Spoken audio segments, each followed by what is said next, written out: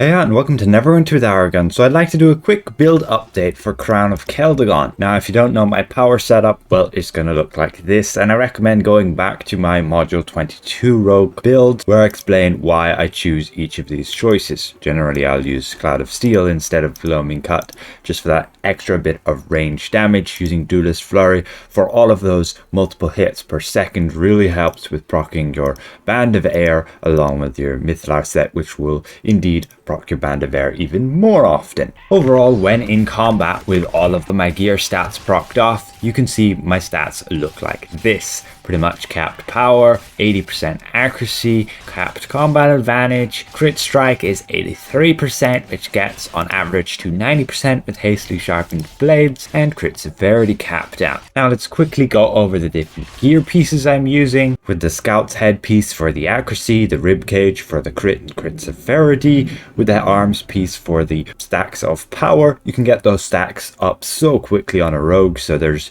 no worries about the off time when you don't have the stacks. And then I generally would run with the masterwork weapons. However, when we're in a group where we aren't running full party of masterworks, I'll switch to something like the new weapons. They are pretty decent, but in my opinion they're very close to what you'd get with, let's say, just a Lionheart, because of the fact that you would still gain your weapon modifications from here. You could use the celestial ones as well. However, if you dodge around a lot, the Lionheart, you will see reduced damage, and so the increase in item level from this new set, just along with also the stacks of recharge speed and action points, does help to give you a tiny bit of an edge on dealing extra damage. Just watch out for your stats. They shouldn't go too much in trouble.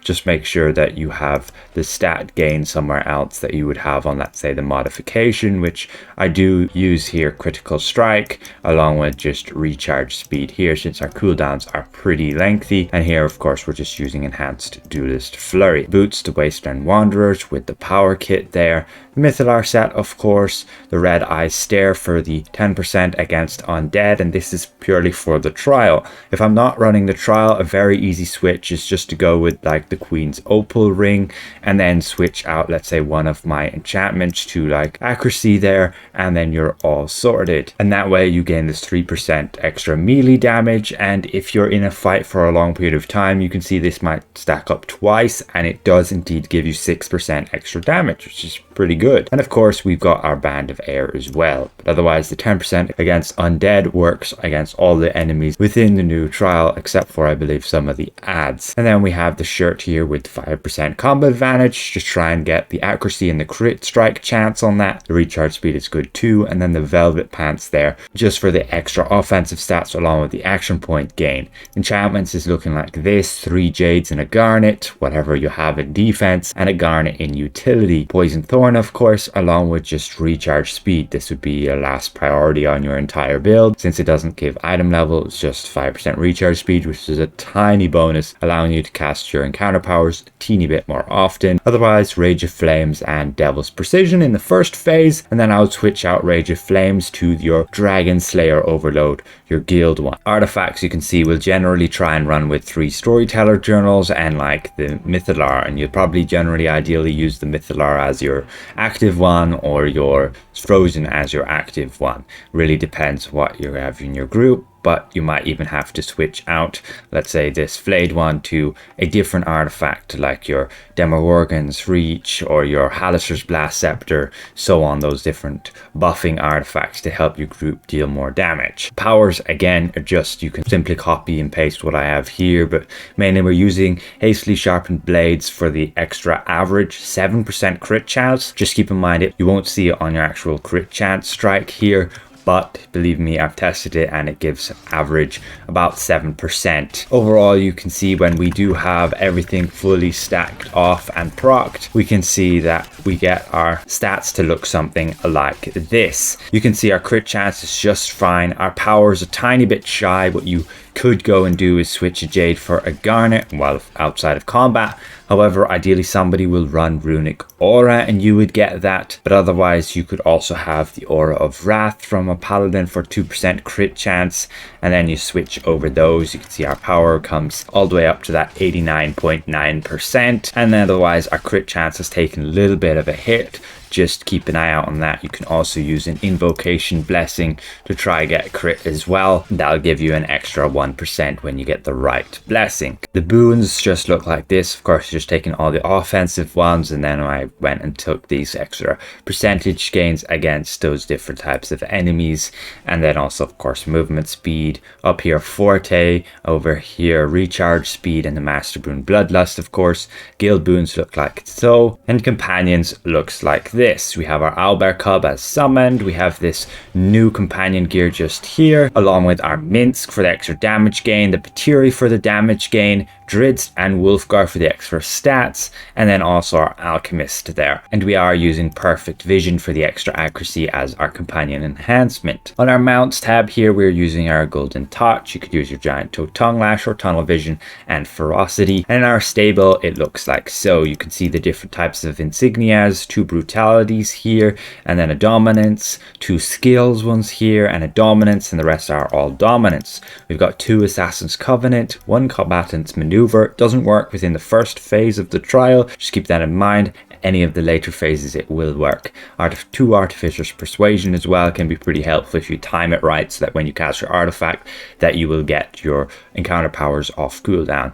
And then colors, you mainly want to focus on encounter damage and also this critical severity. Again, what buffs are we using? Well, we're using this Sun Lord's Gift Elixir, we're using the Grand Summer Feast. You'll be able to farm this in the Summer Festival. It has a little bit more stats than just your new Watermelon Sorbet, just giving us that extra crit chance and crit severity. We're using a Flask of Potency, and of course we're using an Ancient Potion of Dragon Slaying. You can use the newer ones as well, but they only give 5%, and these will just help you against Palavorthine, at least not within the first phase, but all the other phases. And that's same with the Dragon Slayer Overload. And we're using that Guild Food just for movement speed. An Invocation Blessing, ideally we get our crit here, or we could use our power as well. We could have this on the hammer icon there, and then we could switch one of our enchantments over to a Jade there, and we should have our power capped. And we also use the Neverwinter Hawk in the first phase, and then switch that to our dragon for our 6% damage buff in the later phases.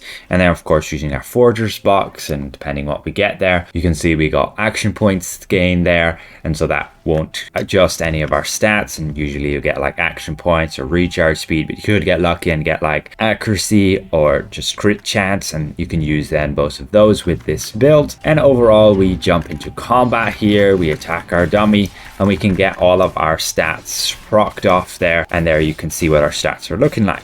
Pretty decent. We nearly have our power capped, tiny bit short. Same with our combat advantage, crit strike. You could get that 2% higher even, but again we're getting 7% on average from hastily sharpened blades. And then we have our crit severity capped, and overall this is my build. And overall this is what I have found to be kind of the most optimized build for me within the new trial. You might not have Drizzt, you might not have Wolfgar, you might have to mess around a bit more. You could then switch over to the Dragon's Bane from the Dragon Hunter companion, and you could also use the Neverwinter Knight.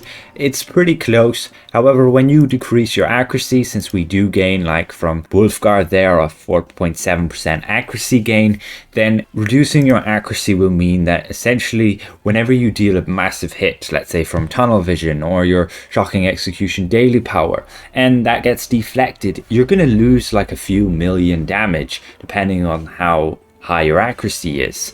And we get our accuracy in combat there over 80%, which is good. And you could also run theoretically with a Cauldron in the party, and then the Cauldron would give you 15% accuracy, and then yes, you could do away with your Wolfgar and you could have your Neverwinter Knight and also your Dragon's Bane. I just don't think the Dragon's Bane with 11% extra damage just against dragons is too useful in the new trial, except for the later phase when you're just fighting Palavorthine, but you can't switch your companion and equip powers in combat, so that's a bit clunky. And otherwise you're attacking Valindra for a good portion, you've got ads, you've got the phylactery, you still want to be having maximum damage against those, not just the dragon himself. So overall, the Dragon's Bane in my opinion is something that you would switch out instead of, let's say, the Knight. If you were using it, you could theoretically have that, or even Minsk, but unfortunately Minsk is pretty good in defensive slots, so I generally run with him there. And the Batiri against all bosses is going to be against Valindra and the Draculich, my opinion is just a whole lot better. And that's my build. Hopefully this has been somewhat insightful to you guys, is how I get all those stats and what I have prioritized. And I have indeed focused more on the accuracy side. I lose about 0.4% average damage compared to using Dragon's Bane and the Neverwinter Knight instead of having, let's say I swapped out Drizzt and Wolfgar, because the stats they give you are a good bit more than if you just had two normal companions. So keep that in mind. Like, normal ones would only give you 7.5%. These are each giving 4.7% on both stats, so nearly a whole 10%. So again, if I present this well, consider leaving the video a like, and if you're new around here, consider subscribing. We'll see you guys around. Goodbye for now.